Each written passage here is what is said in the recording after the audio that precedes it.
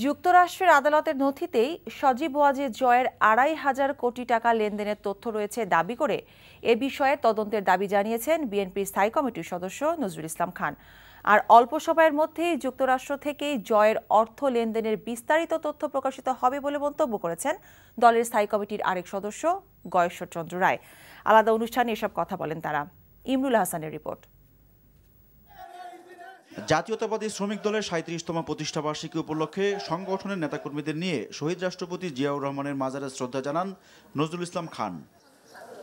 শ্রদ্ধা নিবেদন শেষে তিনি বলেন, সজীব ওয়াজেদ জয়কে অপহরণ ও হত্যা চেষ্টার অভিযোগ মার্কিন আদালত নাকচ করে দিলেও মিথ্যা অভিযোগে গ্রেফতার করা হয়েছে শফিক রেহমানকে। কেঁচো খুঁড়তে এখন সাপ বেরিয়ে আসছে বলে মন্তব্য করেন তিনি।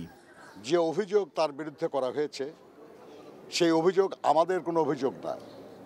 এই অভিযোগ মার্কিন যুক্তরাষ্ট্র সরকার, সেখানে যে মামলাটা হয়েছিল সেই মামলাটা ছিল এফবিআইয়ের কিছু রেকর্ড পাচার করা নিয়ে।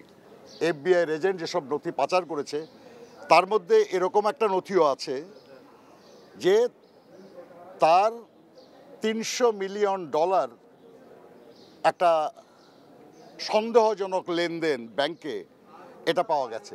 সরকারের উচিত যে এই নিয়ে একটা মামলা রুজু করা এবং সেটা নিয়ে তদন্ত করা। সেই তদন্তে উনি নিশ্চয়ই আত্মপক্ষ সমর্থন করবেন এবং যদি প্রমাণ হয় যে উনি এটা করেন নাই তাহলে মার্কিন সরকারের যে রিপোর্ট সেই রিপোর্ট মিথ্যা হবে। অল কমিউনিটি ফোরাম আয়োজিত আলোচনা সভায় গয়েশ্বর চন্দ্র রায় অভিযোগ করেন, উন্নয়নের নামে সারা দেশে চলছে লুটপাট। আপনার পুত্র জয়ের কথা আমরা না বললেও বোধহয় খুব বেশি সময় নাই, অল্প সময়ের মধ্যে যাদের এখানে থাকে, যাদের এখানে বাস করে, যাদের এখানে রাখারাখি আছে, যাই আছে আমরা তো আর জানি না, ওগুলো বোধহয় তারাই একসময় প্রকাশ করতে বেশি সময় বোধহয় বাকি নাই। ওই উৎকণ্ঠাই বেঁচে আপনি আছেন। সাম্প্রতিক হত্যাকাণ্ডের প্রসঙ্গ টেনে তিনি বলেন, সাধারণ মানুষ তাদের নিরাপত্তা নিয়ে শঙ্কিত। Imrul Ahsan, NTV news, Dhaka.